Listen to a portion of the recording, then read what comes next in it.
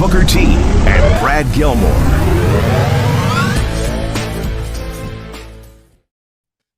Welcome inside the Hall of Fame. I'm Booker T, 6-time world champ, 2-time Hall of Famer. Got my man Brad Gilmore here with me, coming to you from ESPN 97.5, 92.5. Getting ready to do this thing, man. I got a whirlwind of a week ahead of me. And the thing is, it don't stop. It don't stop. The party don't stop. But how you doing, dog? How you feel? I'm feeling good, Book. I literally got tired when I heard your schedule coming up this week. Like, I got sleepy. I said, I need a blanket and a pillow, and I need a rest because you're about to go to London town. Yeah. Come right back. Head to home of King Booker. Head to Dallas Monday Night Raw, and then I got NXT duties on Tuesday, and then I get back to the house. Hopefully, I don't have anything. Do we got a show or anything next week? Reality wrestling? No, we don't. If I don't have anything, I'm unplugging, bro. I'm unplugging. I'm gonna jump into Winnebago, head to the beach, and I'm gonna try to get there early, man. Probably that Thursday and stay through Sunday and just totally unplug from the world, just veg out on Netflix. But I feel good, man. I feel good, even though I'm working overtime right now. Working is a good thing. That's the way I look at it. It's never bad, right? It's never bad to be gainfully employed and got stuff going on. I know there's a lot going on in the world of wrestling we want to talk about. We want to get to all of your super chats, and that's what I want to tell people right now. If you have something that you want to be addressed inside the Hall of Fame, all you got to do is super chat it over, and Booker and I will read it on the air, and you'll actually hear this little thing. Super chat. Did you hear that? Yeah. Oh yeah, man. But heck yeah, man. Well, I mean, go ahead. Well, I was gonna say. I mean, there's so many places we could start. Today because there's I think we should start coming off spring breakout. Well, I definitely want to talk about that. Go ahead. What you got? I was going to ask you if you wanted to chat about local sports for just a moment. There's two big sports things going on. What we got? What we doing in the city? XFL Roughnecks officially making the championship game. They're going to make the playoffs and head to the championship. We might win a championship. Bum Phillips might pull one off. Wade Phillips. Wade Phillips. We're on the march to the championship. Look, man, Bum Phillips, Wade Phillips, that's the same thing, right? You know what? He looks father and son. The thing is, he looks so much like his old man. Same body shape, same like, hairstyle, almost just like the old man. Man, that's why I'm thinking Bum. You know, man. But Bum about to get one if we win the champion. What? You did it again. You said Bum again. I know I said Bum. I know that. That wasn't a mistake that time. That was for real. Look, because he's a descendant. He's the old man. He's the original. You know what I mean? And Bum Phillips deserved the championship here in Houston, especially when he had, guys like, Kenny Barrows, guys like, Earl Campbell, Dan Pastorini. I'm serious, man. Those guys, they were supposed to win a championship back then. We were so close. We knocked on the door one year. We kicked on the door next year. We were supposed to kick that son of a gun in. Just never happened, man, because them Pittsburgh Steelers, man. I hate the Steelers, man, for that, man. Seriously, man. We never won a championship just because of the Steelers, I think. Seriously. Yeah, the Houston Oilers, man, throwback. So the Roughnecks might get it done. And then also the Rockets have a new coach, Ime Udoka, the same coach. Oh, yeah, the guy who had the little controversy, right? The controversy in Boston, which led to what? I'm glad the brother got back, I am around. I'm serious. You know what? Because he's a good coach. He's a good coach. Got caught up, man. Pheromones will run you nuts. You know what I mean? And that's what happened to him. He got caught up. He got caught up. Here's the thing, though. You know what I mean? Like, I get that he got caught up, and I think he's a great choice, by the way, for the Houston Rockets. Understands what it's like to be on that court, understands what it's like to work with young talent. But when you got Nia Long at home, man, you need to be creeping around. You shouldn't be creeping around at all. But my thing is, you shouldn't be getting fired for having a relationship, a consensual relationship. You shouldn't be getting fired for that. I agree. That's just my opinion. This council coach, you got to find a line, sooner or later, because right now we just breaking all barriers as far as what's right and what's wrong. And I think when two people, I mean, that's something that their wives, they're gonna have to deal with, and their God. But everybody else should stay the hell out of it. That's just my opinion. Well, I mean, if you aren't allowed to have inter-office romances and get together in the workplace, I wouldn't be here. My folks met at work. You know what I mean? Like, that's where a lot of people meet their significant others. All of a sudden, it's like this bad practice. How many of the boys and girls got together, got married? You know what I mean? Plenty of them. Plenty of them. I mean, it's just kind of where you do it. So I like the Ime Udoka's there. I think that I'm glad that he got a job. Tillman Fertitta says he doesn't care about the controversy. Who's the owner of the Houston Rockets? The general manager, Rafael Stone, doesn't care about the controversy. And I think that Ime Udoka, I think he's actually a phenomenal pick. And when I heard that he was being interviewed, I wanted him to get the job. You know what? He's a great pick. But I'm not, giving Fertitta a whole lot of, pat on the back or anything like that, just because, this city has always looked for that bargain basement deal. Right. You know what I mean? And Udoka is out there. The guy need a job. And we say, okay, we know he's good. And we know the price is going to be right. So let's pick him up. That's the way I kind of see that right there. You know what I mean? May not have been first choice, but definitely have been the guy that we know we can put in that position. He's going to do a great job, and we're going to get him at a great price. And we might slip on a banana peel. And find ourselves in the playoffs. And next thing you know, we're making a run for the championship. That's the way I see that right there. So, but I'm glad he's here. I'm definitely glad he's here. I'm glad he's here too. I agree with you. I mean, definitely Tillman was like, "Oh, I get this guy on the cheap. Let's hire him." I'm just saying. He is the right guy for the job. He is the right. He is the right guy, no doubt. Yeah. He is the right guy. But I just don't think he would be here if the price wasn't right. You know what I mean? If that dollar was a little bit higher, we might have Rudy T back. Jonovich, get him back in the rotation. Hey, at least Rudy T was a player though. No. When the last time we won a championship? 94. Who's the coach? 95. Who's the coach? Rudy Tomjanovich. Exactly my point. That's what I'm talking about. We got to get him back. You know what I mean? It's running back. But we have had good coaches. I think Steven Silas, kind of got a raw deal because as soon as he signs up, you have Russell Westbrook and James Harden, and then they both leave you within the first 6 weeks. I am of the impression that if your name don't get there before you do, you're not that great. Okay, and the guy you just named, I don't know who the hell he is. I never heard of him. I'm serious. All the great coaches, you know who they are. You've heard of them before they ever get there. You know what I mean? You know what their face look like, even though you may have only seen it a couple of times. You know what I mean? But those are the good ones. Like Rudy T, I'm looking at the shiny black hair, the little shine of sweat on his forehead, the sharp nose. I'm looking at all. I can see it. You know what I mean? So I agree with you.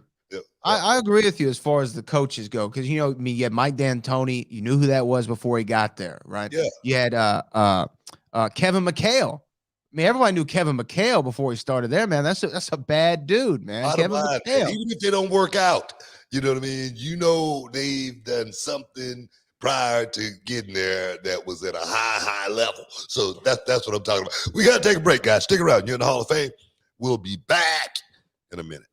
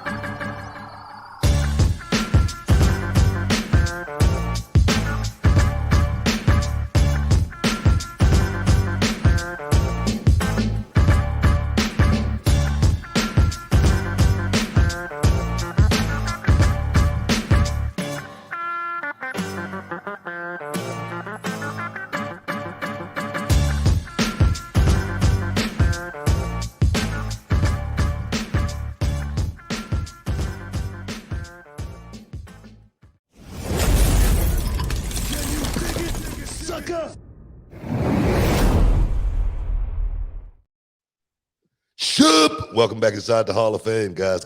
Got a lot to talk about. A lot going on inside the world of sports and entertainment. And we definitely got to get to it, as well as our super chatters. We got to get to you guys as well.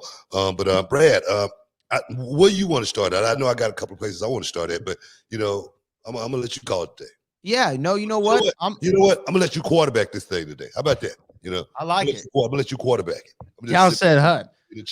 There's a lot of places that we're going to start. There's also some breaking news about signings. There's follow-up to stories on Monday. Also want to talk to you about the World Heavyweight Championship, but I think we get into NXT Spring Breakin. I really want to talk a lot about it. I sat down and watched the show from beginning to end last night. Really enjoyed myself. We don't have a new NXT champion when the Carmelo Hayes took on Grayson Waller. We don't have a new NXT Women's champion in that big triple threat that main evented the show last night. I want to start, though, with Grayson Waller. That's where I want to start. Grayson Waller versus Carmelo Hayes. This is the first thing I want to ask you, because the last time we saw Carmelo Hayes in an NXT championship match, you had some constructive words for both him and Braun Breaker. And we saw Carmelo in his first defense as the champion. They say the championship makes you 30% better. Did you feel like this match that we saw with him and Grayson Waller was 30% better? What did you feel about it overall? I want to know Booker's real opinion, because you had the best seat in the house. I can tell you this. It was 2 points better. It was 8. I definitely give it an 8 on the Richter scale, 8 to 10. Just because Grayson Waller, man, the dude, he's a worker, man. He's a guy that's going to go out and perform, win or lose. That's what I really like about Grayson Waller. He's taken a lot of losses as of late, and it's not deterring him from the mission. That is still to go out, and make the crowd feel something. I don't. When that dude walk out the curtain, man, he looks the part. He feels the part, and then he goes out in the ring and he works the part as well. I told Carmelo, I say, man, you couldn't have done that good of a job, without a hell of a dance partner, man. And Grayson Waller was a hell of a dance partner at Spring Breakout for Carmelo Hayes. Those guys went out there and made each other look next level. The finish was maybe, I don't know, they may have gotten rushed with the finish just because it seemed like it just happened kind of like out of nowhere. But other than that, throughout that match, those guys went out there and rocked it, man. They brought it, man, and big props to both of them. Here's my thing. I agree with you. I like the match. I like that Carmelo went over. I mean, he was the obvious choice to go over. This is his first defense. You annoyed him at Stand and Deliver. You're not going to let him go under, especially not in the main event of the show. But with Grayson Waller's loss here, it seems to be he continues to lose and lose and lose. And when I watch this, I think, man, this guy's got a great look. He's got great promos. He's got interesting character. He can work. The shoey thing is great. Who was the young lady who accompanied him to the ring? That's the first time I saw her, man. But you could put her on the biscotti list. How about that? Yeah, super. She's on the list. Like I say, I thought we was back in Vegas. I thought we was back in Vegas.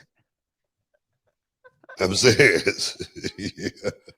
You say that because there were a lot of lovely. Yeah. I'm serious. That's what I mean. I mean, showgirls. Right. As well as the girls that be on the street. They got a different name. They got a different name.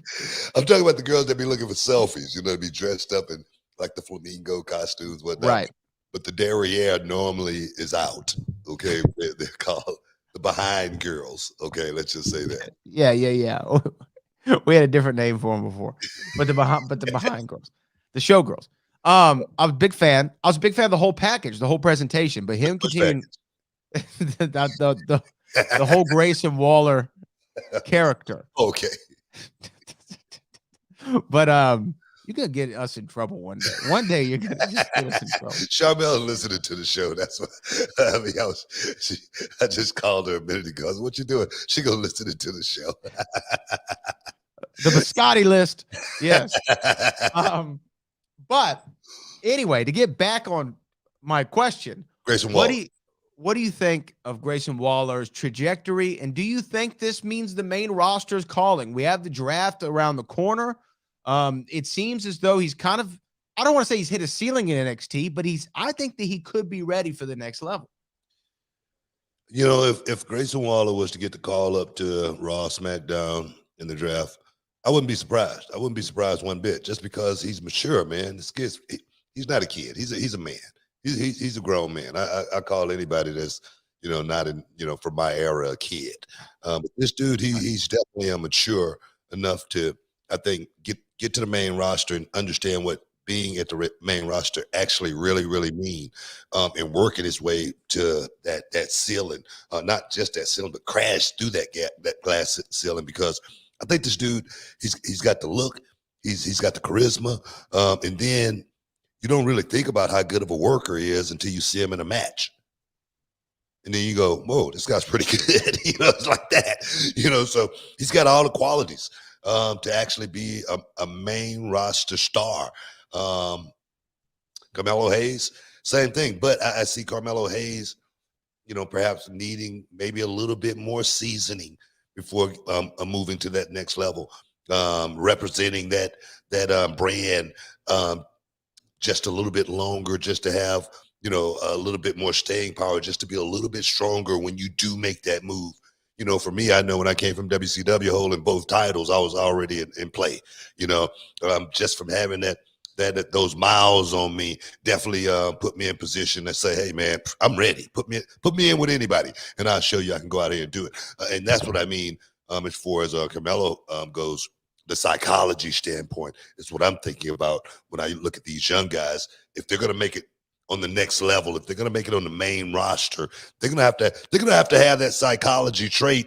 And the thing is, a lot of them are going to have to really hone in on making sure they know that themselves. It's not easy, man. It's really not easy at all. No, and it's not easy, but the good ones make it look easy. Yeah, right? Yeah.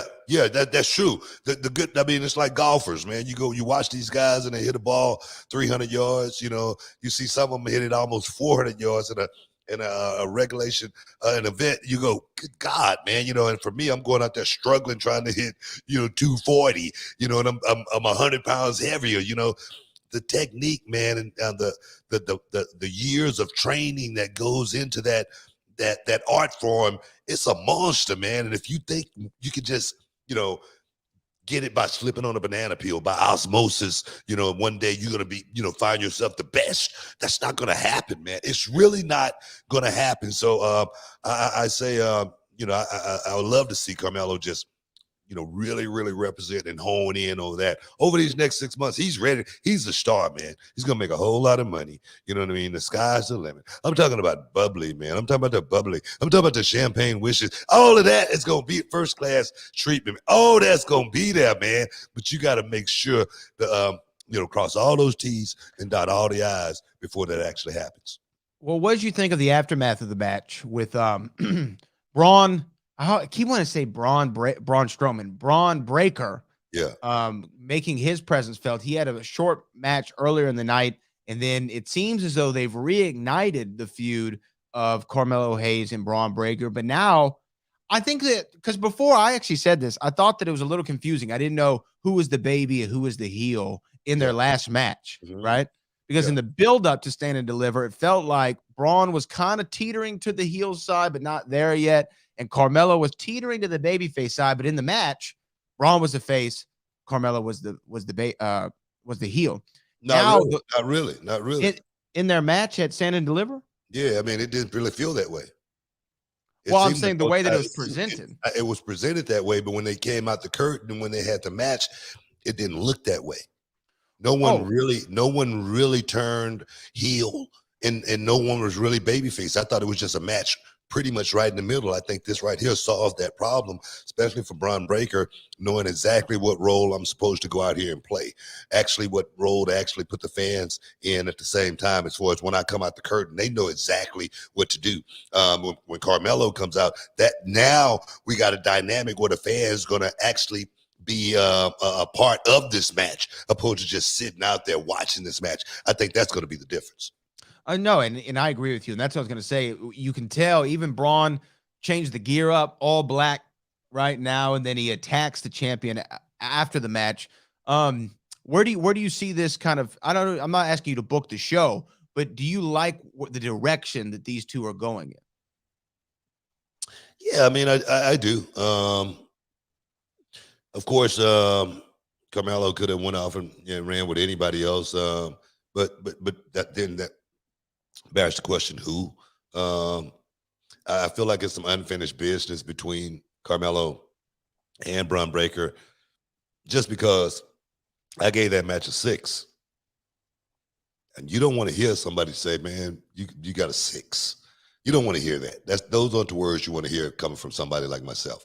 Because I'm just giving you the truth. I'm just telling you raw facts. I'm not going to sugarcoat it or anything like that. But for me, I'm telling these guys, it's a 6 because I need them to go out there and give me an 8 to a 10 on a regular basis, especially when you're on television. When you're on TV, you got to work at your highest level. When you're on pay-per-view, you got to even kick it up another notch. Now, if that was just a house show, it would have been a great house show match. You know what I mean? If they were overseas, oh my God, it was a great overseas match. But for TV, I need those guys to understand that to work at the next level, to work at Hall of Fame status, you got to be better than everybody else in the locker room. Everybody got to look towards you for an example. For an example. So that's what I'm talking about. These guys know they're gonna get it straight from me. We got to take a break because I'm telling you straight, we got to take a break because you're in the Hall of Fame. We'll be back in a minute.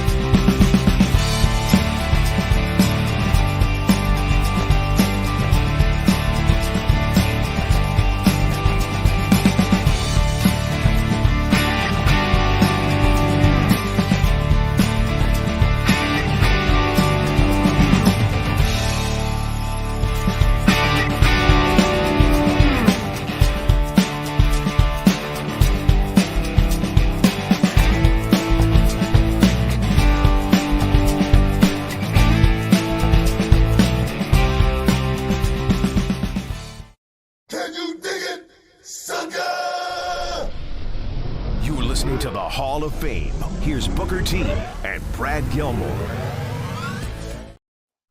Welcome back inside the Hall of Fame. Where we going, man? Where we going?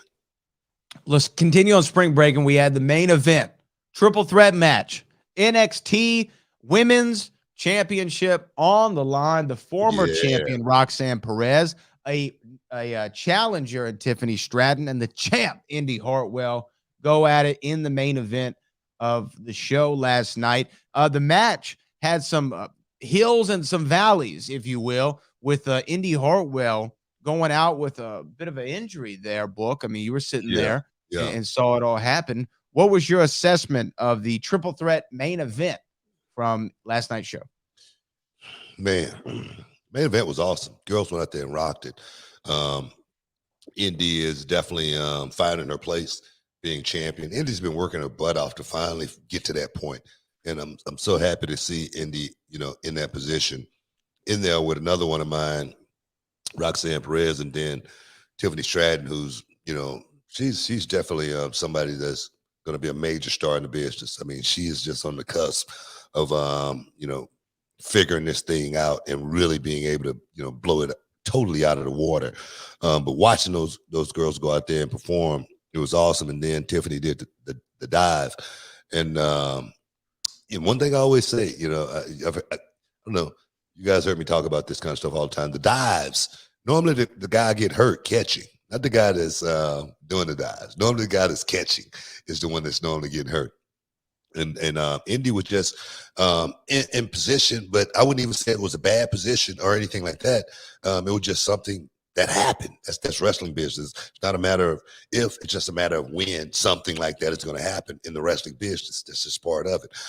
But she, her ankle rolled and her knee buckled at the same time. So I don't know if it was an ankle injury. I don't know if it was a knee injury, but I know when she went down, it wasn't part of the script or anything like that. I know when they took her out of there, I did not anticipate her being able to return. When she did return, it was like the Big E from back in the day, coming out of the, locker room, getting ready to, take the team, the championship one more time. It was like one of those deals, and for her to suck it up, you could see in the ring that she was debilitated. That leg, she couldn't even straighten it out, but she sucked it up because she knew how important it was as far as being in that moment, being champion in this business. Those moments don't come along few too often. It's like one of those things, like a freaking ship passing in the night, a freaking championship. You could be on a desert island and you don't even see it. That's what the championship is about. So she's like, man, I'm going to hold on to this thing as long as I possibly can. So I give Indy Hartwell big props, man, for coming back out to that ring, man, and getting in there and finishing. Just because I've been in that position before myself. And I tapped out, man. You know what I mean? I pulled my groin and I was like, I can't go, man. I just can't do it. That's will, heart, and determination that make you do something like that. So that's why I give Indy Hartwell a boatload of credit for finishing that thing. Yeah, that's hard to come back from injury, especially one where it could be your knee or your ankle or a combination of the two. The platter's not good, especially when you gotta walk. You know what I mean? If it was an arm, maybe we can get behind the arm. Maybe we can figure this out. We can maybe get by it. But for the knee, for the ankle, for the leg, I do give her a lot of props for going out there and getting the job done. One of the things I wanted to really hone in on here was Roxanne Perez. Roxy, as we know her from the reality wrestling days, one of the best students that you've ever had, I'm sure, to come out of the school. Do you think, because I know they keep this kayfabe most of the time, the draft, when it comes to the draft, do you think we see Roxanne Perez on a SmackDown or a Raw after next week's draft? I just feel like, because here's the reason I say that, and I literally have nothing to base this on other than a feeling, because she's the champion. She has this injury. She comes back at Stand and Deliver, loses the title. Then this is the rematch for her to regain the title that she never lost. She takes the losing fall in the triple threat. I almost feel like, well, what else does she do at this point in NXT? Maybe they're grooming her to go to SmackDown. We saw her at the Royal Rumble before. She's worked a SmackDown before, I believe in Laredo, in front of her hometown. Do we see Roxanne Perez leave NXT after the draft? For me, I don't like to, book the show or anything like that. But if I was booking it, Roxanne would stay in NXT a little bit longer. I mean, she's just now really beginning to feel her way through this thing. The main roster is a monster. Being on the road every week, it's different than being in NXT every week, being in Orlando every week, traveling around the world, going to all of these overseas shows. Like when I talk about maturity, you got to be ready for that. How many young guys have we seen go to that main roster and fail, like the Drew McIntyres, who we thought was in perfect position to, go all the way to the top, being a Mr. McMahon guy? How can you not make it? How can you not make it? Only one way you can't make it is not being ready for that moment, not being mature enough to handle that moment. We listen to the stories that Rene Dupree tell when he was a young kid on the roster, and how it affected him. So I'm that guy to say, let's make damn sure that these young guys and these young girls are ready for that moment. And that moment is not just being in the ring. The pressure and the stress comes outside of the ring. All right. The travel, the being away from home, being away from your loved ones. When they say it's lonely at the top, it's true. That's a very, very true statement. So I just say, and there again, we talk about a guy like Grayson Waller. I say Grayson Waller, I feel like he's mature enough to actually go and succeed. So that's what I'm thinking about, putting these people, these young people in the best position so they can thrive. And you know what? I totally agree with you. And after you said that, think about the travel. Now, I am not somebody who travels often, probably more often than a normal person, but not as often as a professional wrestler. I'm just going to say this from a recent personal experience. Making that trip from Houston, getting the flight delayed, landing in Vegas late, got to work when you get there late, wake up early the next day because you got obligations. You got to go do media. You got to do press. You got to find time to get you something to eat. You also got to find time to get your outfit together. Make sure that you're always looking good, always on point. Somebody interacts with you. You got to be nice and sunny. You can't be an a-hole to everybody. And then you got to leave that town, jump on a flight to go to another town that's a 4.5-hour flight, land in Orlando, land there, and then go do the same thing again. It took a lot out of me. I'm not going to lie to you. It took a whole lot out of me. And that was just a small taste of what it could potentially be like on the road. So making the commute from your apartment or your house to the performance center in Orlando once a week is a lot different from making that commute from your house to the airport, getting a rental car and working the towns. It's a lot different. It's a lot different. Even for me, at this stage, NXT, I'm loving it. You know, being able to go to Orlando every week. I stay at the Hyatt right there at the airport, boom, and right back home the following day. But if I had to be out in a different city every week, getting a rental car, navigating through these cities, I would lose my mind. You know what I mean? So that's the hardest part about the business than these young guys making that transition from NXT, you know, to the main roster. You know what I mean? Even, you know, another one of my you know, students, Kylie Ray, you know, I mean, congratulations. She just, you know, got pregnant. Kylie. I'm expecting her first. But, you know, for her, you know, the pressure of being out there was really, really hard. I remember one of my students back in the day, I know we got to take a break here coming up. One of my students, we called him MVP. He was like the nephew or the brother of I'm sorry, we called him VIP. He was the brother of MVP. And I say, man, we're gonna make you the champion. And I be damned, we made him the champion, and he said I ruined his life putting the belt on him. He said he was not ready for that. He was not ready to be the reality of wrestling champion. And to this day, I swear. So it's real, man. The pressure for these young guys is real. We got to take a break. Big VIP, big ups. We got to take a break. We'll be back in a minute.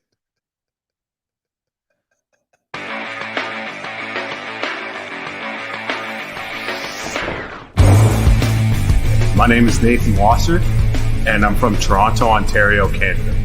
I came down here to Reality of Wrestling to improve my training and get myself more experience learning from the absolute best. It's intense.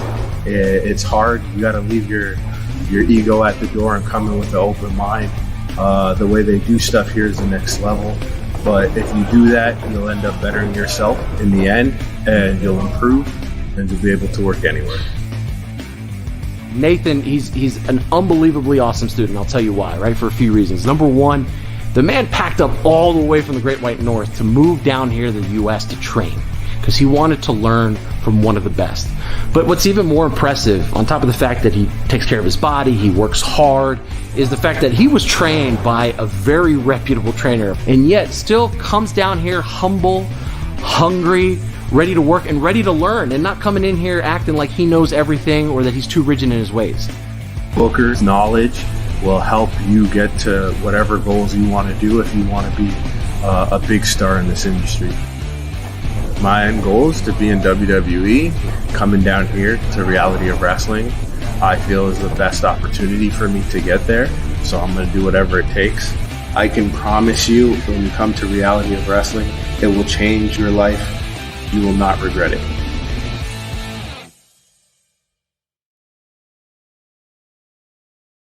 Can you dig it, sucker? You're listening to the Hall of Fame. Here's Booker T and Brad Gilmore. Boom! Welcome back inside the Hall of Fame, guys. I'm Booker T, 6-time world champ. Got my man Brad Gilmore here with me. We just chopping it up, man, talking about everything in sports and entertainment. And it's a lot. It's a lot to unpack. Brad, you quarterbacking this thing. I'm running the out route today. You know what I'm saying? Out route. I like the it. Out route. You know, the B just hit me near the sideline because I don't want to get touched. I don't want to get hit. That's the type of receiver I am. I like it. I like it. Well, you know what? You're out here catching the passes. You're ruining people's lives by giving them the title.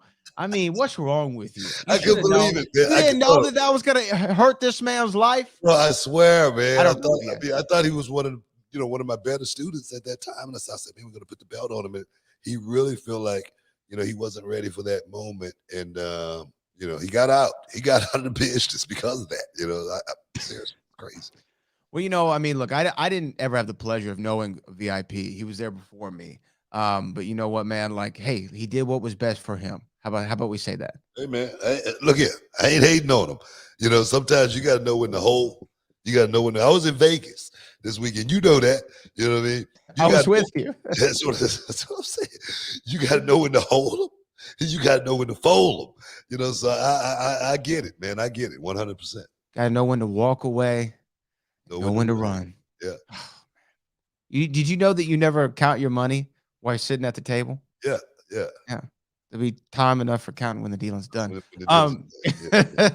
We do have a super chat here. We have a slew of super chats, so I feel like we should start with them here. This is a breaking news super chat, which I don't know if you know yet. So let me get to it. Super chat. DJ 1491. Naomi is going to be debuting for Impact. Yeah. This is what he says. Got to be disappointing considering the deal Sasha got for New Japan Pro Wrestling. Did she make the right decision to walk out? Yeah, it was announced Trinity Fatu has joined Impact, which is said to be more than just a one night off thing. PW Insider reported it, that she is going to be at the next NXT taping, which is going to be this Friday night. And it's going to be more than a one-shot deal. Next Impact taping. What did I say? I'm sorry. NXT. Yeah, Impact. Okay. Oh, yeah, Impact. I'm sorry. I read NXT. Yeah. I said NXT. I meant Impact. Sure. What do you think? I mean, it's almost been a year since Naomi and Sasha Banks walked out. Mercedes Moné has done well for herself. She's become the IWGP Women's Champion. She lost that title over the weekend. Yeah. And Naomi, we've seen her like pop up at things like events and stuff like that, but we haven't seen her wrestle or make any declaration of where she was going. Now it seems like she's going to Impact Wrestling. That's what she's going to call her home. The question is, do you think she made the right decision walking out? The right decision walking out. And what do you think about her being in Impact Wrestling? It's probably the easier one. Let's go there first. Let's go Yeah. there. Let's go to Impact first. I had that written down actually. I read she's going to be making her debut for Impact Wrestling, and it's a good thing that she's not just going to just sit on the shelf and just wait and see if WWE is going to do anything. That would be a good idea. Out of sight, out of mind, time off, your worst enemy. That's just part of the business.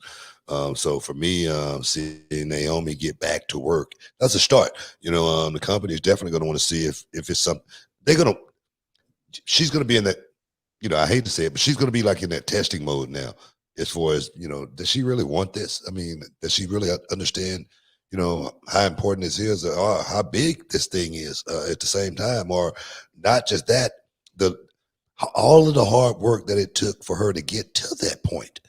Just think about that. Even though she didn't get to the place that she wanted to get to, but Naomi, I think, was former champion. Am I correct? Yeah, she was SmackDown Women's Champion, Tag Team Champion. Exactly, Tag Team Champion, former champion. A lot of times in this business, you don't get what you want when you want it. It's just not the way it works. It's like that in football. You think everybody's going to get? You think everybody can go in or basketball? You think everybody can go in and talk to the coach like LeBron talked to him? No. You see what I'm saying? So I think that was her downfall. It was thinking that everybody should be getting equal opportunities. That's just not the way. That's not the way life is. Okay, I wish life was fair like that, where everybody got a fair shake, but that's just not the way it is. I always say, man, I got dealt a bad hand, man, but I say, man, I played that hand, man. If I had to bluff, I was going to bluff. Whatever I was going to do to make that hand better, I was going to do that. But when Naomi chose to walk away, it definitely was a bad look because she did that in concert with somebody else. You don't do anything in concert with anybody else because you know what that can get you in America. when you do something in concert with somebody else, Oh, yeah. you get the same punishment they do. Right. They get life, you get life. You know what I'm saying? So you don't want to be buddying up with nobody, conjuring up some plan, some coup that ain't the way this business works. So I just thought she was putting herself in a bad position because of all the hard work she had put in to get there. I think it's, grass is greener on the other side until you go and walk on it. That's just the way, life is. And I just felt like it was a bad deal for her to move away. But her being an Impact is something that's going to perhaps motivate her to, get back to where I really think she needs to be. And that's in the WWE. I always thought Naomi was, I think I'm the only one. I think I may be the only one who said at one point Naomi was the best athlete on the women's roster. That's what I said. And then I said, but it's a few things she needs to work on, and I never said what it was, but then I got all kind of heat for it. Okay. I got blasted just because I was trying to help her without saying what she needed to do on the air in front of the world. And I got beat up for it. Black Twitter ate me up alive. And I'm like, what the hell's going on? Why does Booker T hate all black wrestlers? That's what I got. You know what I mean? I remember that. But for me, I want to see nothing but the best for Naomi, and hopefully going out here, rebuilding herself all over, rebuilding that brand all over again, and letting the world see, letting the company see, giving her own self a sense of, hey, I could do this, and if I have to do it the hard way, I will. I think that's going to help her more than it's going to hurt her.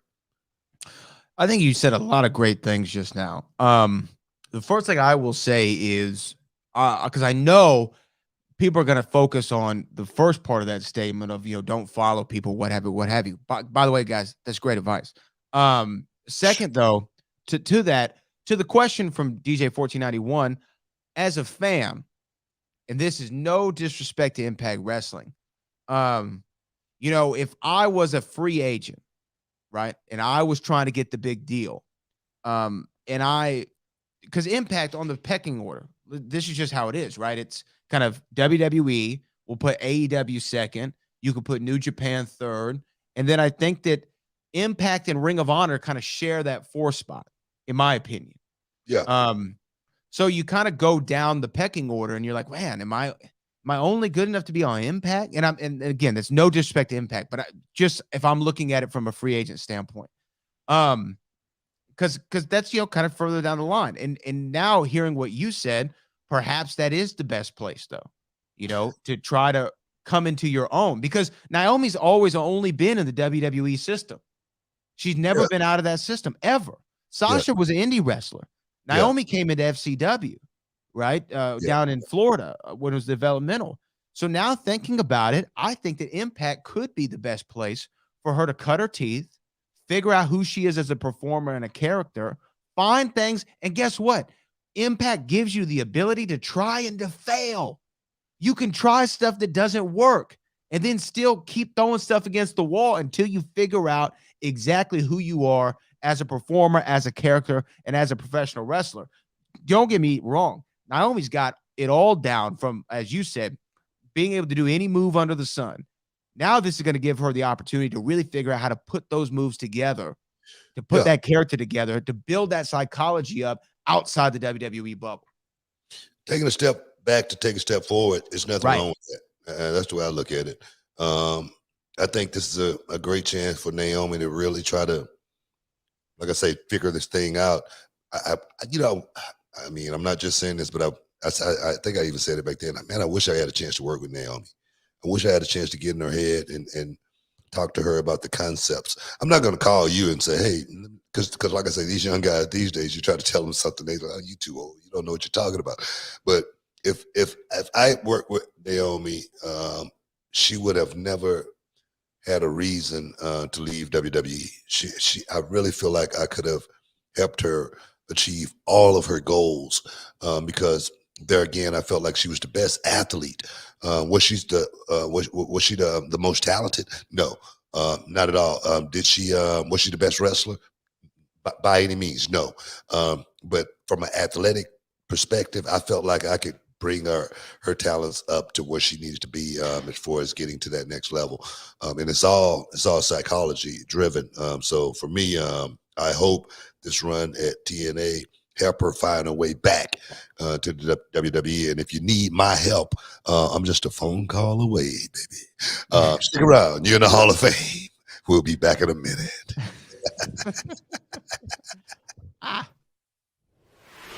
Will All-Day versus Cameron Cole. Texas champion versus Reality of Wrestling champion. Years in the making. Ex-best friend versus ex-best friend. I know what I'm getting into. I know you're one of the most exciting, high-flying wrestlers in the business today. And for every punch you have, Will, I know the counter punch.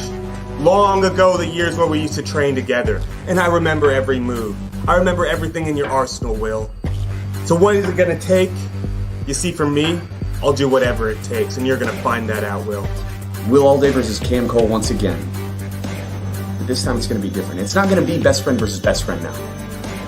It's not gonna be me looking in your eyes knowing that at the end of this, we just wanna see who the better man is. Yeah, let's talk about that match. And Cam, I knew getting into the ring with you then, how good you were. Cam, I know now that you're even more dangerous. But Cam, you strayed. Ever since you and I faced in that last match, a year ago, something changed. And you started walking down this dark path where you would do anything to win, Cam. And you know what that sounds like to me? That sounds like weakness. Can you dig it, sucker? You're listening to the Hall of Fame. Here's Booker T and Brad Gilmore. Welcome back inside the Hall of Fame, guys. We got a lot to talk about today, man. We just chopping it up. It's getting good up inside the Hall of Fame, man. Brad, where we at, man? Where we at? Hey, we are going through a lot of the chats, a lot of the messages, a lot of the topics that you want us to talk about. And guess what? We're going to go to our next one, which is from our main man. Give us some Roni, brother.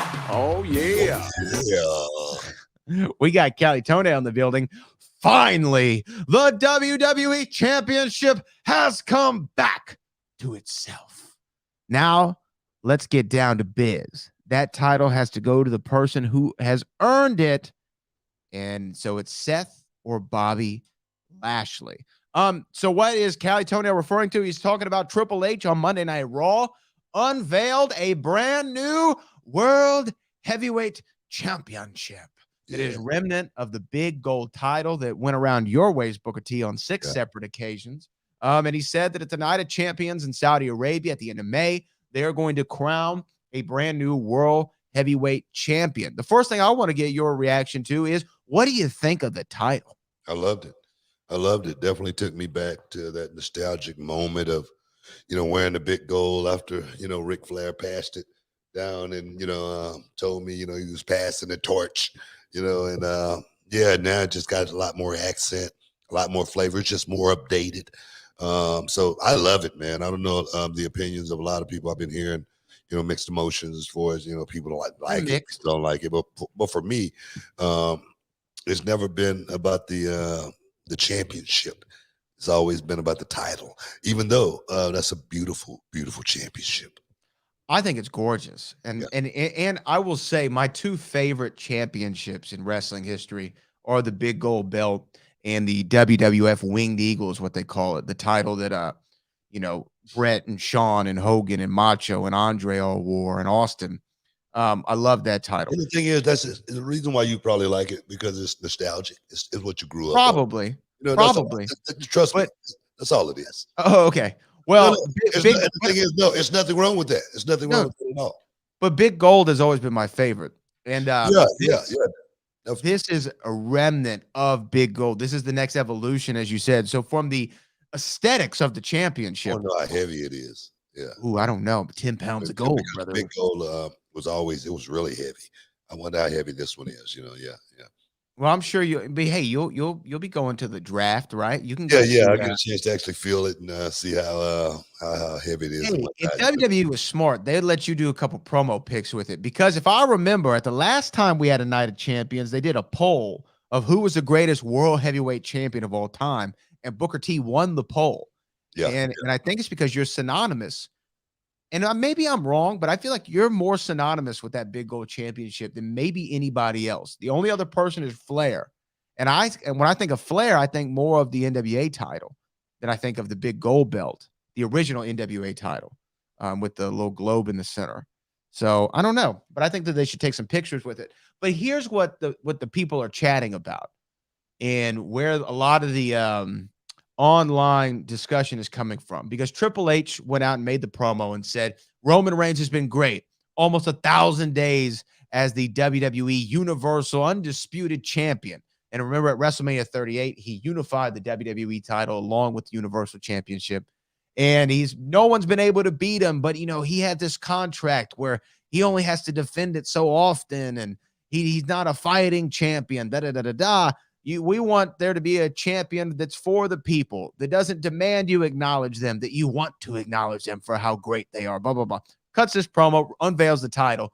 People are saying that the way he presented the championship, it comes off like a consolation prize. Like, hey, nobody was able to beat Roman. He's too good. So we had to make another championship for everyone else because Roman's just on another level. Now, I didn't get that from his promo. Personally, I didn't get that. But what do you think about that take on the World Heavyweight Championship? Well, to come up with that take, that's just something you have to be thinking about, because it was nowhere mentioned that that's what it was. Right. Of course, Roman's reign has been stellar. He's been undefeated almost 1,000 days. And for me, I would have it no other way. I love seeing Roman being in this position. But I think also that I said it from the beginning that I didn't think both the titles should be together, just because it's going to alleviate, talent, coming up. It's going to make sure guys don't get that chance. And like I say, for almost three years now, guys haven't been getting a chance because Roman's had all the titles. And I just think that just throws a void in the shows, the pay-per-views, as well as just having that big match quality, having a WBA champion, a WBC champ. I don't think the boxing world could exist if they just had the WBA champion. They didn't have the WBC and the IBF. It's no way the boxing world could exist with one title and everybody vying for that one title in that division. So many people in the game, so that's why I feel like, that title, Roman, he had it. It was great. You liked it. I did like it at the time. Yeah. Mm-hmm. I didn't like it from the beginning. I didn't like it. Just because I felt like we was going to find ourselves in this position that we're in right now. Yeah, and I will say, at the moment, I liked Roman getting both titles because I felt like it put him on another level of, this is the only guy, this is the guy above everyone else, right? And it really made him at the time. But as it went on, I was more like you and be like, oh man, I wish there was another champion here so we could have some more, kind of dynamic matches and have more big match pay-per-views. Because Roman, hey, look, I don't hate on him for having the schedule that he has. Shout out to him. He earned it, right? He's the guy. He's the top dog. He can do what he wants. But I like now that there's going to be a second championship. And to me, people are like, well, why don't they just split the WWE title and the Universal title again? And then you could go that way. Well, they unified it. I actually normally wrestling fans complain about they did something, then they undid it. Well, now they did something. They're leaving that alone, and they're just doing something new. And people are like, it's a bronze medal. It's a third world title. Oh, my God, I can't believe this is going to happen. All of those people are saying that they never took one bump. So I say... Or booked one show. All of that is irrelevant. Those guys, they've never taken a bump who's talking and saying that kind of stuff. You know what I mean? So my thing, I think it's going to be a good thing. I think it's going to open up, guys, just like, for instance, Seth Rollins. Seth Rollins, as good as he is, he's been having to play second fiddle for quite some time because long time. We got to get this guy over here his shine, and that's just the way the business always has been, And I give Seth Rollins big props being able to stand in the background and say, okay, let me just do some character building until my time come back around. A lot of guys wouldn't have that same attitude or that mentality. They'd be wanting to bounce and go to AEW. I'm serious. So when I see guys like Seth Rollins weather this storm, and now the storm has passed, and now the clouds are opening, the sun is shining through, and it's a big gold belt. Oh my God, man! Oh my God! Let's put me in the game, man. That's all I'm asking. Yeah, and I think Seth is a great pick for that thing. I think, as Callie said, Bobby Lashley could be a great pick for that thing. I don't think Cody Rhodes is a great pick for the World Heavyweight Championship. I don't think that that's his path. I think that it still ends with him and Roman. I really think it still ends with him and Roman. I do too. Like I said, I don't even want to book where Cody's going to go. But I'm just saying, I just think the belt opens up a lot of doors for a lot of talent on the roster, and I think those doors need to be open. Super chat. Just to follow up on that, that was Marcus Craig's question. I think they created the world title for Cody Rhodes. I don't think so at all. I think that the plan is still on course as far as Cody Rhodes' destiny to win the WWE Championship, and that's it can only really be done with Roman, where it's going to have the ultimate effect. I totally agree. I mean, he said, I need to finish the story. Right. I mean, he said that over and over again. And the story isn't, I couldn't beat him, so I won this other thing. You know what I mean? In my opinion. Yeah. In my opinion, it's, hey, I need to beat Roman Reigns. I got to beat him. Bottom line, we got to figure out how I'm going to get there. And that's why I don't think Cody Rhodes is the guy for that world championship at all. Seth makes the most sense. And what's the other thing, though, is they didn't say how they're going to crown it. Is it going to be a tournament? Is it a one-night tournament? Is it a battle royal? Is it a 6-man eliminate? I don't know how they're going to do it, but it's going to be done next month. So I'm sure we're going to find out here in the weeks to come. We'll see. Especially after the draft. But Seth's as good a pick as any. And I agree with you. If people were in the position he is, and guess what? They did. They ran off to AEW because they didn't have the – and look, that's your choice. That's fine. Nothing wrong with that. But Seth said, I'm going to weather this storm. He's probably the most over he's been without having anything meaningful to do. He just had one of the matches of the year or the night at WrestleMania against Logan Paul. Now, I really like him as the world champion. You want to find somebody who's going to work his ass off to make that title mean something? Seth Rollins is a guy.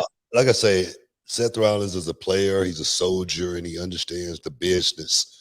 Like I say, and I need guys like that on my team. A lot of guys would definitely, in his position, would definitely be thinking about other things right now. So I appreciate everything this guy's done. And like I say, weathering that storm, the skies are opening, man. Here we go, y'all. Stick around. You're in the Hall of Fame. We'll be back in a minute. How well do you think you know your wrestling? I've prepared some trivia questions right here for you. So let's go and take a look.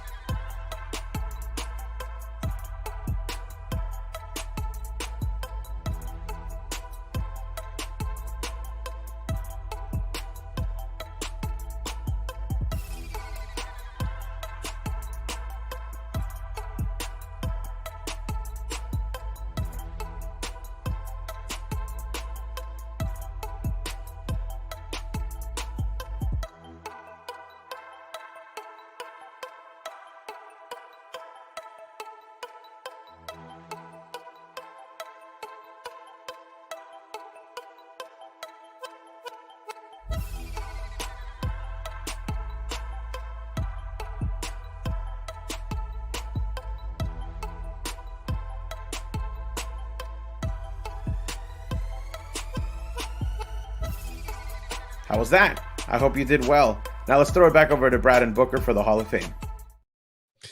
Shoop, welcome back inside the Hall of Fame, guys. Getting messages from all over the world, man. Got to get out of here and head to England tomorrow, man. So I'm looking forward to it.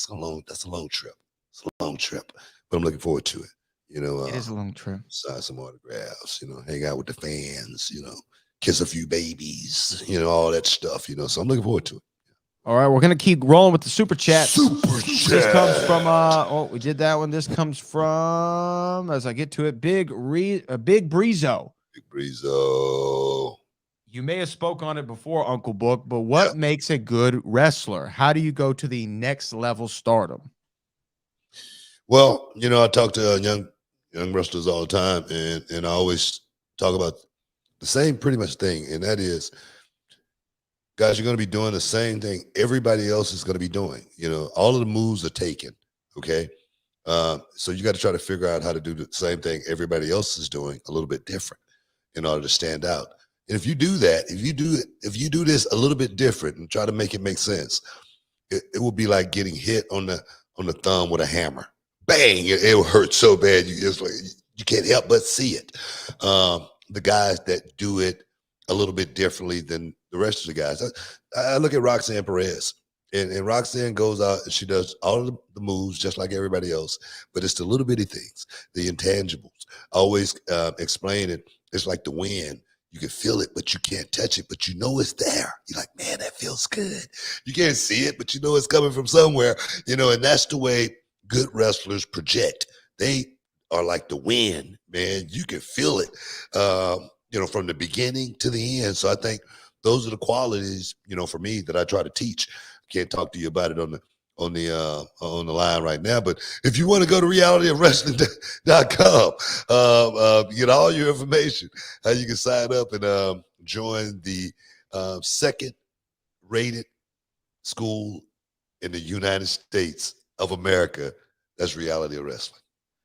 But first in everyone's heart, of course. First, we're really number one. Just on we paper. really are. I miss old list. That's old list. It's old list. F it. You know what I mean? We're the best school, which is, it's like me being the king. You know what I mean? Sometimes, you know, they might vote somebody else, you know, better than me, even though we know. Real ones better. Know. Yeah. Real ones know. This comes from Derek Lindsay. Random.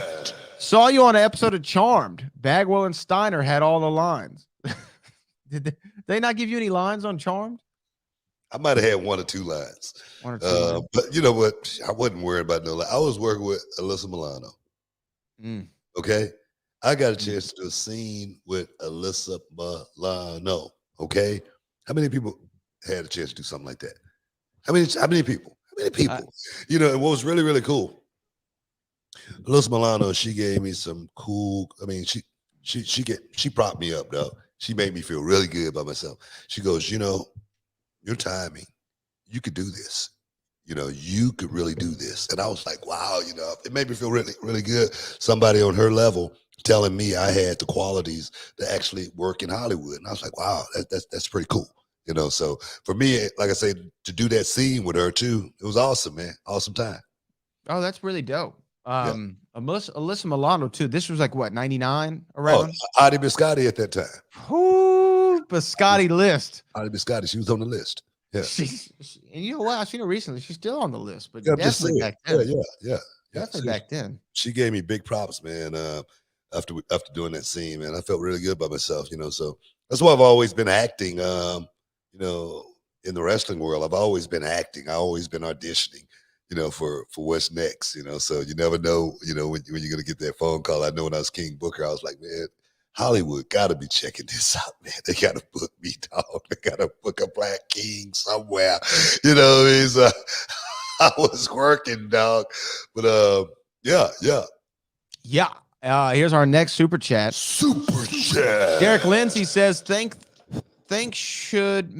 you think they should make a women's US or a women's IC title? Yeah. You know talked what? about this recently. Yeah, I think so. I think it's definitely something that don't give the ladies a chance to shine a little bit more.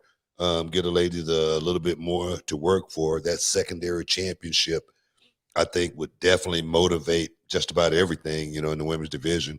I think the men got enough titles to go around to make, everybody feel a certain way and give everybody that something they need to work a little bit harder to achieve, goal per se, next level per se. But I think the women definitely need something. Yeah, I think it could work. It could definitely work. This is from Virgil Dawkins. I hope we get a new Universal Championship. I always thought it would be cool if WWE explored more colors with the strap, like white or gray, like how Ultimate Warrior's belts were. I'm gonna say this first book is I think whenever Roman loses the title, because he's gonna carry around both belts. It doesn't mean they're two separate titles. They're one title because they were unified. I just want to make sure everyone knows that it's one title, just two belts. But I think whenever he loses it, they're gonna drop the whole Universal thing. It's just gonna go back to the WWE title, WWE Championship, and then the other side is the World Heavyweight Championship. Like they had it forever back in the day. I think that's what's going to happen. This Universal thing is going to go the wayside. I can see that. Yeah. I can see that. But do you want them to redesign the WWE title when Roman either? I don't give a damn what they do. To be honest. I'm just trying to be honest with you, man. I don't Keeping it a buck. I'm just being honest, man. I don't care what the belts look like, and that never concerned me, man. It's just like the conversation we was talking about as far as going from WCW to WWE. Man, I was making too much money to think about leaving anywhere. Right? You think are you crazy? So I'm all about. People might take this the wrong way, but I'm all about getting paid. I'm all about, taking care of the fam, vacation, all that. You know what I mean? Back to Redwood. I'm serious, man. Hanging out in the jungle, monkeys and everything running around. You ever experienced that? You better get some, man. I don't know how we ended up on monkeys in the jungle. From, do you think they should change the title belt? How did we get there? We got there when we started making money. That's what we got there. We were vacationing. That's what I'm talking about. So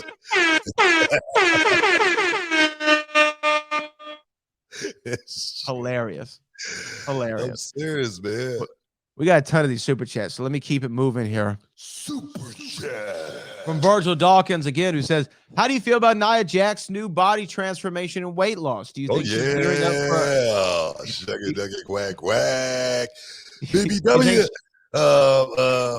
I'm serious now. No. Do you think she's gearing up for a comeback? It would be nice to see a feud with her and Bianca." Yeah, man. No, she looking good, man. She looks great. She's always been a beautiful woman. She's always been very pretty. She was a model before she started a plus size model. Before she started doing this stuff, and I mean, for her to take that initiative to say, man, let me see if I can make this work. Let me get myself in peak shape and see if I can really make a run at this thing. I think she said after the Rumble, she started getting the bug all over again. And I get that, man. I'm gonna tell you that it's nothing like that. It's nothing like that excitement, that adrenaline rush when you walk down that aisle, man. It's like the wind is just rushing through your hair, and it's just like blowing in the wind. It's one of those type of deals. So I can understand her wanting to get back. Nia's always been one of my favorite people, man. So I'm glad she's got the bug back, and hopefully, she can be a part of this draft, and we can see Nia Jax back inside of the WWE ring. I like that idea of her being in the draft. People, free agents who were not expecting to come into that. I like that. That's a really good idea. Here we go. SS29. Something seems off about Rollins versus Omos at Backlash. It just seems like a terrible mismatch. Is this a Vince booking? I don't know who booked it. That's not my department or anything like that. I don't know what the outcome of this match is going to be. I don't know why it got put together or anything like that. And I try not to look into matches beforehand. But I do feel like, like the comment was posed. I feel like that too. It felt like it's an off match. with Seth and Omos, especially after, the last match Omos just had. Seemed like it's no build up going into it. It just seemed like it just got thrown together. And when matches like that happen, first thing we go, and you know what? It's a valid question. Why? Right? It's a valid question. Why is this match happening? So I get it. I understand it. But hopefully, like for me, like I said, I try to, wait till it all play out and see how it play out. And then hopefully we could talk about it after. And then we'll, hopefully have another perspective on it. Yeah, I mean, on paper, does it make a lot of sense? No, but I'm not against it because I want to see Omos have better matches. And how you can only get better with a better dance partner. But not just that, not just that. I don't like booking the shows, but if I'm booking the show, if I'm booking Omos and Seth Rollins, I know I got MVP out there. I know, it could be a lot of shenanigans that can go on in a match like that. We don't know where that is going to actually lead and who's going to be the final two. So it's a lot that could actually happen in that match. If I was booking it, if it was booked, it wouldn't just be a match. I can just say that. Yeah. Well, I'll give you that little nugget. We got to take a break. Stick around. You're in the Hall of Fame. We'll be back in a minute. How well do you think you know your wrestling? I prepared some trivia questions right here for you. So let's go and take a look.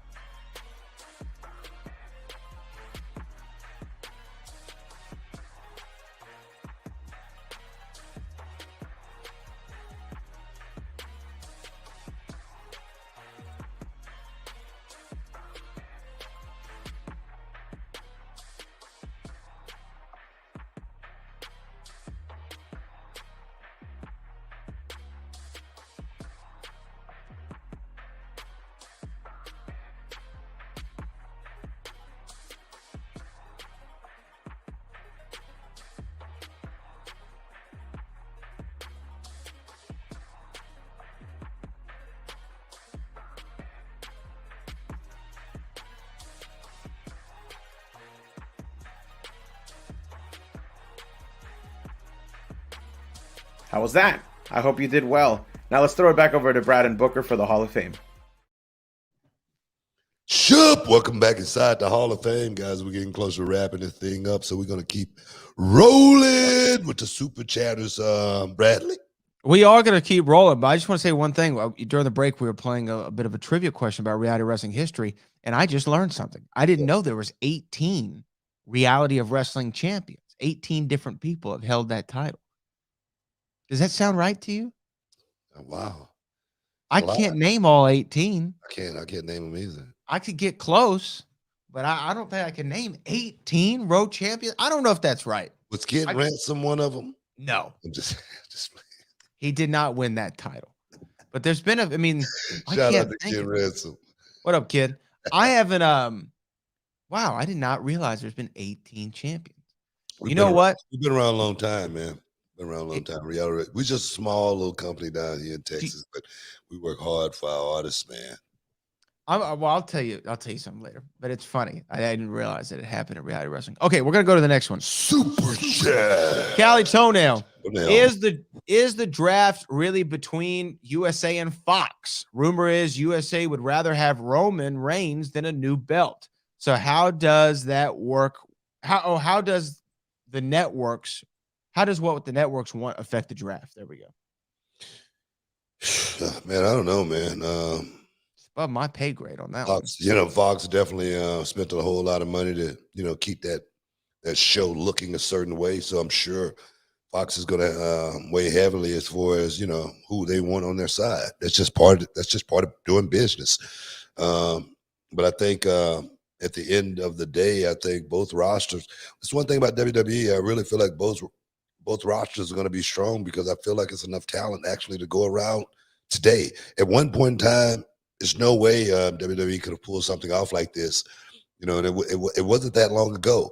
And now I think we got enough talent to where we really can, make a full roster on both sides, as well as being able to pull stars from NXT now the proper way, opposed to the way NXT was built before. I think we're in great position to actually make this thing work. Yeah, I think that as far as the draft goes, I'm sure the networks have influence. It would be silly to think that they don't, right? Yeah. And I'm sure both networks want Roman Reigns. Why? Because he's the top guy in the company. I mean, you want the biggest star. If they were drafting when Hogan was on top, they both want Hogan. When they're drafting when Austin was on top, they both want Austin. But I think that's what opens everything up now. Being able to have that world champion, that changes the whole name of the game, because Roman won't be just the only guy. Mm-hmm. Roman's the guy now because he's got all the belts. When the other guy got the belt, he's the guy. That's the way it's always been. Yeah. You know what I mean? So I just feel like now, having this new world championship is definitely going to make, a Bobby Lashley, a Seth Rollins, there's so many guys, Drew McIntyre, freaking a Kevin Owens or whoever, have a chance to, have a piece of the action. So I'm loving it. Logan Paul, so hey, you never know. To follow up on that, Virgil Dawkins says, do you think guys like AJ Styles, Lesnar's, etc., have title runs left in them? Seems like the length of Roman's run sacrificed some of the older top guys' remaining relevance who had little time left. I'd also throw another guy on there, Edge, who said he's got less than a year left to wrestle. I would have thought Edge would have been the world champion coming back, but having both titles on Roman prevents that. I see where Virgil's talking about here. Yeah, I mean, I don't see Edge being back, for the world title or anything like that. Not for the world title, but I can see how you put it on. I'm just saying, I just didn't, don't look at him in that picture. But a guy like AJ definitely have, put him in a spot to where he's been on hold. When you're on hold, you got to figure out how to, stay hot, how to stay relevant, how to stay in the game, how not to get hurt, and hopefully that time come back around. Sometimes you win by attrition. So yeah, it may have hindered a lot of these guys moving up to the next level. But just think about when Bruno Sammartino had it for 9 years. Yeah, It was about selling tickets. It wasn't about just the guys on the roster. Butts and seats, man. That's what it's really always been about. And you know what's the other thing I'll just complain about for just a half second is people like, they made the logo too big on the new world title. It's too big. I'm like, y'all realize this is a company about branding, right? Like, you got to brand your stuff. Like, should they not have their logo on it at all? AEW's got their logo on everything. Reality Wrestling's got our logo big in the middle. That's just what you do. People are going to find something. They suck. They suck. Bark about something, but move on. Super chat. Put the new belt on Nakamura. It's long overdue. I don't know, man. I ain't just putting the belts on guys because it's overdue. This is not a participation. This is not a participation trophy. Okay, you don't just get the title because you've been around, hanging around. That's not the way it works. And for people to jump on the bandwagon and think that's the way it is, guys, y'all might want to start looking at some different shows, because that's just not the way this business. Well, let me say this. That's not the way it used to be.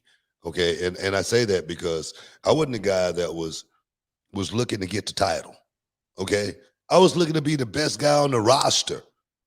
That's what I was looking to be. And if I'm the best guy on the roster, we would know. If Shinsuke Nakamura is the best guy on the roster to put in that position, we know that. And the thing is, the best guy that's that should get that title is the guy that's in the position that's making the fans feel a certain way when they walk out that curtain. Bottom line, the guy that's got the most signs, the guy that's getting the biggest cheers, the guy that's people are buying their merchandise. That's part of it, and that guy may not be the best wrestler.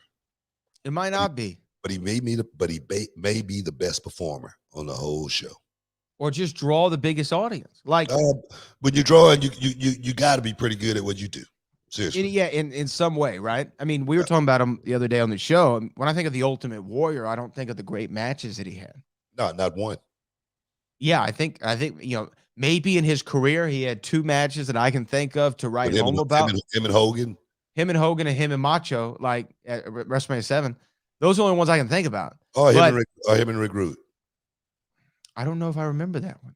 Yeah, I remember the feud, but I don't remember the match. Yeah, that was his first loss. Okay. I remember him and Honky Tonk. A couple seconds. Yeah, exactly. Yeah, that's what it was about. It was about the draw. Warrior was a draw. He wasn't necessarily the best guy on the roster. And that's what we need to be thinking about when we talk about stuff like that. I like Nakamura. It might be a time to put the title on him, but it's time now just because he deserves it. Right. And yeah. And this is all is long overdue. It's overdue. Yeah. Well, if it's overdue, that means it was due at one point. You know what I mean? Like, what happens when milk's overdue? To get rid of it. So that's some gun down the drain. It's overdue. We got a couple left, and we only have a couple minutes left of the show today. Super chat. This is from Van Dollar Bill, longtime wrestling fan. I have a question. If I have an ideal for the women's wrestling division, how can I pass it on? Twitter. Yeah, throw it out in the atmosphere. Oh, man, it's hard to get ideas to, the writers, you know what I mean, the booking committees and stuff like that. I've never pitched a story in all of my years. Not one. Not one time have I gone into the booking committee or the guys writing the show and go, hey, what do you think if we do this? I've never done that one time throughout my whole career, ever. Well, I mean, but do you see you didn't do it, but is there anything wrong with doing that? Well, I don't think there's anything wrong with it. But for me, I wasn't trying to write the show even back then. I just want the script. I wanted to try to enhance the script no matter what it was. I didn't want to be talked to throughout the week. I didn't want to take wrestling home with me or anything like that. So for me, it was irrelevant. All I needed to know was, what I was doing that week, and let me go out here and let's make it work. I hear that. I mean, I can definitely see, but let me ask you this. You were given ideas or pitches for your story, and then you had ideas to respond to that. Like, hey, that's cool, but what if we did it this way? Or what if I said this instead of this? Right? Oh, I would always talk the way I wanted to talk. Right, I would always take the words that they would give me, embellish them the way I would actually really talk. I wouldn't just do it verbatim or anything like that. Yeah, of course. And then there were times where I'm sure things were pitched where you said, I'm not doing that. Oh, it's been several times where I go, man, I'm not doing that. Are you crazy? Yeah, it's been plenty of times. There's even been times recently that's happened, right? Oh yeah, most definitely. Yeah. Well, those do it for all of our super chats this week. We want to appreciate everybody for tuning in to the show. As always, this was a great one, BT. It was, man. As always, man, I want to thank everybody that stepped inside the Hall of Fame, getting your champagne wishes, caviar, dreams, all that. Oh, Brad, one more. 30 seconds. Okay, Kappa Owen said, Brad Book, what are your thoughts on Lacey Evans? Oh, man, what's Lacey doing lately? She's kind of been doing like this, female heel Sergeant Slaughter-ish kind of thing. I don't know, man. I got to, Lacey, man, she's like been going in and out. She's kind of lost me. I think she's talent. I really think she's talent. I think, she's someone that definitely fits right into that female division. But like I say, she's kind of like being lost in the storm because she's being a nice, chick one minute, then she was like a heel the second, then she's an army girl. It's a bunch going on with Lacey. I got to figure that out.